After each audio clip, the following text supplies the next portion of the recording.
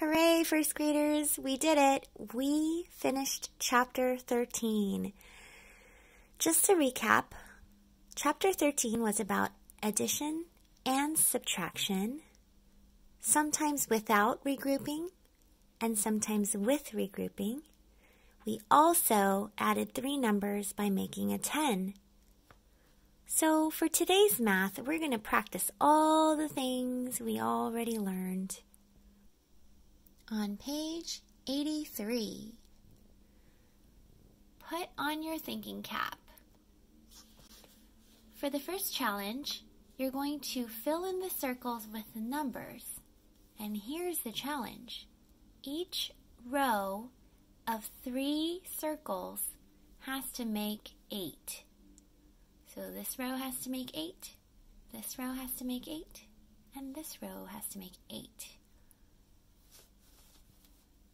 For number 2, each of these rows with 3 circles has to make 10. So this row has to make 10, this row has to make 10, and this row has to make 10. The next page, there's this huge machine on it, and Lewis places a ball into the number machine below. This is the ball that Lewis put into the machine. Then it's up to you to tell us what happens to that ball. In it goes. You're going to decide on what number is going to add to the 9. And if you add that number, what does it become? You're going to put that in right here. And follow. Then you're going to have to subtract something. And when it comes out, it ends up being 27. On page 4, Lewis places another ball into the number machine below.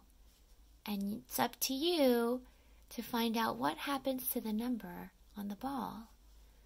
So this time Lewis puts in a number 15 ball. And then you get to decide what to add.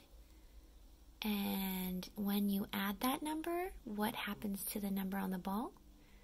And then you're going to decide on what number to subtract from that number. And it has to come out as a 7.